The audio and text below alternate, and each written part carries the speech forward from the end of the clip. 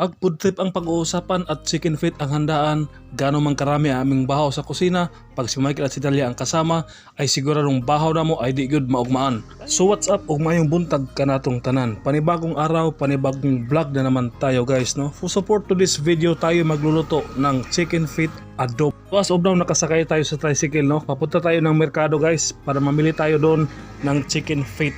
At ito pala ang itsura ng public market namin dito. So medyo may kalumaan na to guys, pero kumbate pa din to kung display lang ang pag-uusapan. As you can see, medyo konti lang ang display dito sapagkat ngayon ay buntag pa sayo. Kung mangita kag isda nga sa dagat, mayroong isda sa tubig. Kung mangita kag isda sa tubig, mayroong pong isda sa dagat. Pero bitaw guys, medyo mingaw karon sapagkat buntag pa man sayo. Mubibulan na din kung Lunes kay magtabo man diri. Dagan pang display diri guys, pero di na ako apilon para di na mo taas ang atong video. So naa na ta karon guys, na panatag chicken feet. By the way, 122 ang kilo. O wala na ako damhang nga makita na ako akong dugay ng amigo si Lee Cervantes kana nagtatad sa baboy dia. Shout out sa iyo. Sa pagkatinood lang guys, medyo excited ko muluto aning spicy chicken feet adobo kay usa ni sa akong mga paborito. Kamo guys, ganahan mo ba aning chicken feet recipe? Kung gusto nyo guys, paki-comment naman down below. O kay human naman ta na malit sa atong gikinahanglan sa merkado, sumulit na ta diretso. But wait guys, na ako'y gustong ipakita sa inyo. Mapasigarbuhon na akong ipakita sa inyo ang among bus terminal dinhi sa lungsod sa Santiago. Kung tutukan gyud ninyo guys, grabe gyud kanindot. No, liwat gyud sa nag-design ani. Pag abot na ako dinhi nakita nako si Boss Morgan og si Pare Urban og si Pare Macmars, the retired playboy, nga medyo may sikretong pinag-uusapan. Og sa puntong ito, akala ko makaluto nako, pero dili pa man di ay. Kay ang kapaligiran medyo kalat, kailangang linisan. Pero okay lang, padayon lang. Kay sabi nga ni Caprede, ang umaayaw ay hindi nagwawagi at ang nagwawagi ay hindi umaayaw. Kaya padayon lang, bisag unsang istasyon ng buhay, padayon lang, mintas buhi may pag-asa. Og karon ani ana og inyo nang makita guys ang akong tirada kung unsaon ako pagluto ng spicy chicken feet adobo. Kinahanglan gyud og disiplinado nga pagtrabaho. Kay medyo may pagkabilasa ra ba ni magpataka ra ba ni kaka. Mao bita ang ubang kukuan ni napuno sa ite. Mao na kung kinahanglan guys, katulog gyud ninyo ni limpyuhi o hugasan. O kung masundog lang ninyo ning akong spicy chicken feet recipe, unya mo ipakaon ninyo sa inyong jowa permi, may posibilidad gyud nga kamoy makadayon someday. Og karon guys, gamitan na natog sugangan, ang sugangan nga andam mo sa gubang bisag unsang klase nga matang nga sudan ang itak-ang. Kay matod pa kung sa tao pa ni siya guys, makagaba na. Kaya ang nakanindot sa iya, pwede nimo siyang madala bisag asa mao gani nga sa cooking vlog nako karon, siya ang akong gamiton. Tara guys, magluto na ta kay medyo nikuto naman akong tiyan sa kagutom. So first time na tong buhaton guys, ato nang ibutang sa kawa, unya butangan natong saktong tubig ug pakuluan nato sulod sa isa ka oras para ni siya mohumok. Unya para ni siya mulasa, butangan sab nato siya og asin.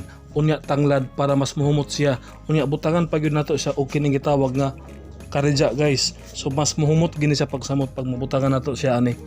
Unya ato dayon ning takloban guys, unya pabukalan sulod sa usa ka oras. Daghan akong naluto nga mga spicy sweet adobo, pero I'm proud to say nga usa ni sa mga listahan sa paborit nimo kung masunod lang nimo ni nga proseso. So kung makita nimo guys, ang ato mga ingredients ay napakasimple lang, pero ang level sa sarap nito ay pang first class talaga. Okay, ni humok naman siya guys, so ato na siyang i-drain. Unya magsugod na dayon ta pagluto. So magisa lang ta diri og sibuyas og ahos, unya ato nang isunod ang atong chicken feet nga pinakuluan, unya ugay-ugayon. Grabe ka simple nga pagkaluto ni guys. Unya atong ibutang ang atsal, unya butangan dag toyo or silver swan baka naman. Unya butangan dag suka nga grabe ka lang tungod kay sobra kadagan ang iyang sili. Then magic sarap at saka brown sugar. So mo gyud nagpalami sa iya guys. Og butangan po natog sili. Nga kay ukayon na nato siya takloban hangtod nga ma-reduce ang iyang sauce. Ug samtang nagpaabot ta guys nga makaramelize ang atong sauce, so magchika-chika, magbanding-banding sa mi dire guys no. So mas mamay gining update po ta sa mga issue ba para di ta ma-behind. Ug sa tanto namong pagchika-chika guys ug pagbanding-banding nalimta na pagbutang noon ning atong dahong laurel dire. So tanawa ra mo gid resulta sa mga marites guys. Luto na gyud ang atong spicy chicken feet adobo. Sigurado gyud papaambahaw ani karon. Di wala pa may gutoma, so ang gipod trip sa namo karon kining bunga sa santol. Kay ting santol man karon sa mga guys, ting bunga man sa mo sa gipod trip namo karon guys. So as you can see guys, grabe gyud makasop-sop sa liso si Michael oh. Gibirahan gyud na pag insakto ang santol gyud. So sa pagkakaroon guys, nangita na si Michael karon og dahon sa saging kaya among ihapin sa among food trip karon nga kaunon. ay salamat agutom na siguro inin tao. So kana tong sagingan dia guys, anam ay magkuhaan og magayuan sa tuwing kami ay magmukbang. Og sa wakas dumating na gyud si Boss Morgan og si Madam Anan. So wala ko magdugay guys no, naghukad ako kay medyo gigutom kay ida dayo ko gigutom gyud. Munang ang birahan ako karon guys mo ning bahaw no. Wa ko mahilig ana mga init nga mga pagkaon kay mabitin ka sa ungit. So kami ra gyud ni Morgan sa anak ko nagkaon guys.